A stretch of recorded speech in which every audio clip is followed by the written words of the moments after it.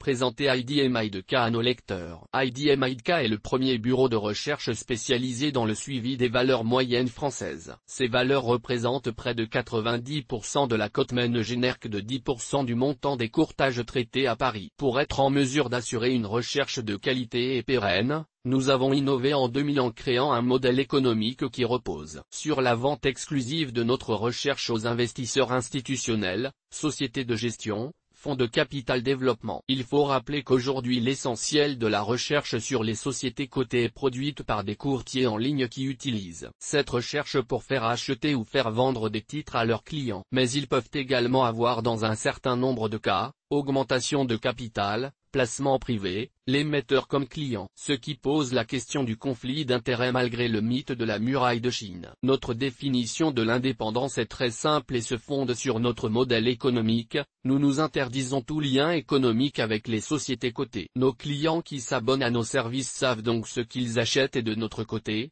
nous avons intérêt à être pertinents dans l'information et l'analyse que nous lui apportons. Par ailleurs, ils apprécient notre recherche fondamentale qui permet de prendre un peu de recul lorsque les marchés s'emballent à la hausse comme à la baisse. Notre suivi concerne plus de 700 valeurs mais avec des niveaux différents, une centaine sont suivies en analyse financière classique. Recommandations, valeurs d'équilibre, plus de 300 sont suivies en prévisionnel, business plan sur 1 à 3 ans, et nous nous rendons à toutes leurs présentations afin de produire des comptes rendus et les mettre à la disposition de nos clients mais sans prendre de position à l'achat ou à la vente. Enfin, pour le reste de la cote, nous offrons un suivi des news et des publications des sociétés, ainsi que toutes les données comptables historiques, mais sans construire de prévisionnel par manque de visibilité sur le modèle économique ou les perspectives de la société. Notre système d'information est donc comme une boîte à outils où nos clients viennent chercher l'élément clé qui leur permettra de prendre leurs décisions de la manière la plus objective possible. Quels sont les avantages des valeurs moyennes par rapport aux valeurs du CAC 40? Les valeurs moyennes ont tendance à surperformer leurs grandes sœurs. La preuve en est que lorsqu'on examine un cycle économique boursier complet, on observe par exemple que l'indice CMS 190 a enregistré une progression de près de 70% entre son plus haut en 2000 et son plus haut en 2007. Sur la même période, le CAC 40 a baissé de plus de 10%. Même constat sur une période plus courte, l'indice CMS 190 a flambé de 265% entre les plus bas de 2003 et les plus hauts de 2007. Sur la même période, le CAC 40 progressait de 155%. D'un point de vue qualitatif, il faut comprendre que le marché des valeurs moyennes est jeune et qu'il manque d'expertise et de recul. Alors que l'information est largement disponible sur les grandes valeurs du monde entier, les valeurs moyennes restent méconnues. Il s'agit pourtant d'une classe d'actifs stratégiques car outre leur dynamisme pour une économie, elles assurent le renouvellement de la cote. Saviez-vous que 40% des valeurs constituant l'Eurolist B proviennent de l'Eurolist C?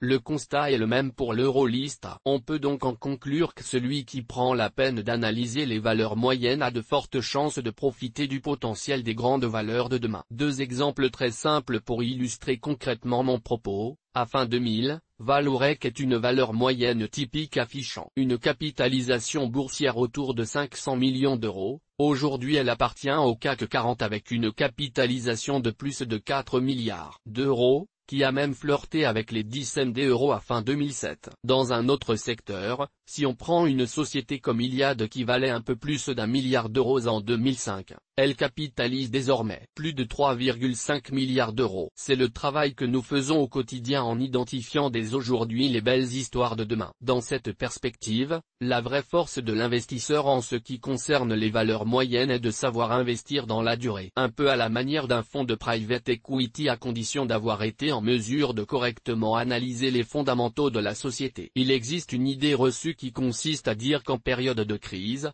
les investisseurs se détournent des petites valeurs pour s'orienter vers les big caps. Ce phénomène appelé flight to liquidity ne se vérifie pas au-delà de quelques semaines. Pour preuve, la chute de l'indice CMS 190 depuis son plus haut de 2007 est inférieure de près de 5 points à celle du CAC 40 sur la même période, moins 52% contre moins 57%. Rapporté à ce que nous disions plus haut, on peut donc en conclure que les valeurs moyennes performent mieux, baisse moins et redémarre plus rapidement que les grandes capitalisations. En termes de valorisation, le PER moyen sur le CMS 190 s'établit à 10,1 fois contre 8,1 fois pour la CAC 40. Facialement, les valeurs moyennes se paient donc plus cher que leurs grandes sœurs, mais attention aux raccourcis faciles. D'abord, les valeurs moyennes se paient toujours plus cher que les big cap car leurs résultats ont tendance à croître beaucoup plus rapidement. En moyenne, sur la période 2000-2007, le PER corrigé Eurolist A ressort à environ 18,5 fois contre 20,9 fois pour l'Eurolist B et 44,7 fois pour l'Eurolist C. Ensuite,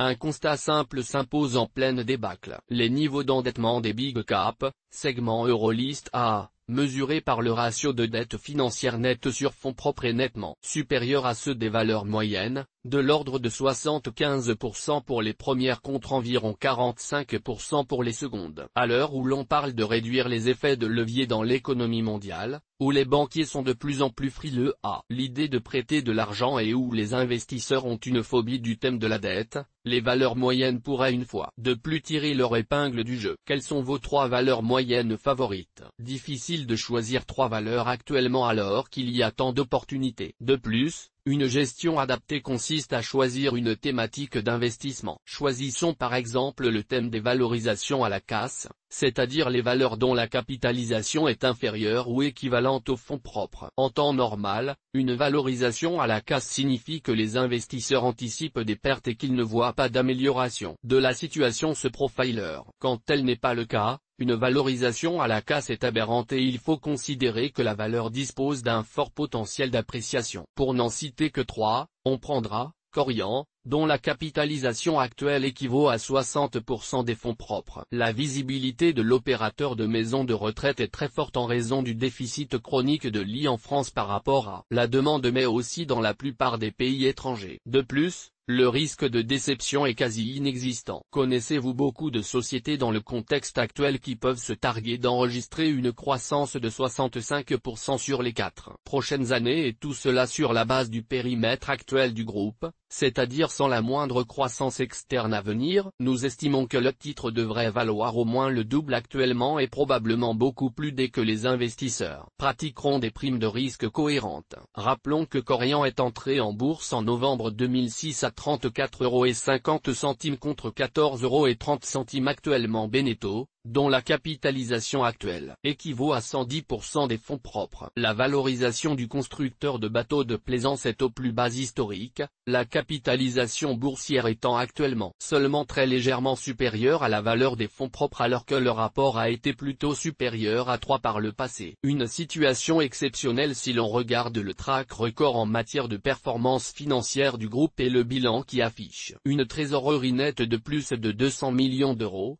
soit près de 30% de la capitalisation boursière. Pierre et Hemp Vacances, dont la capitalisation actuelle équivaut à 60% des fonds propres. L'opérateur de résidences de vacances et de loisirs a annoncé que sa saison d'hiver s'annonce pour le moment en croissance et le groupe dispose d'une trésorerie nette positive. Son modèle économique est bâti autour d'un cercle vertueux. Ce modèle unique à notre connaissance, et qui lui a valu d'être approché par le groupe Accor pour la constitution d'une joint venture, reste en ce sens exemplaire puisqu'il permet de croître rapidement avec une faible intensité capitalistique, acquisition des terrains après obtention des permis de construire définitifs et vente en état futur d'achèvement. La génération de cash est donc forte. De plus, au niveau actuel, le rendement approche les 8%. Quels sont les secteurs qui vont surperformer l'indice en 2009? Nous pensons qu'il ne faut pas raisonner de manière sectorielle dans le contexte actuel. En période de crise, il semble logique de vouloir s'orienter vers des secteurs qui paraissent décorrélés de l'économie, mais l'actualité récente n'a pas souvent donné raison à cette approche. Générale de Santé,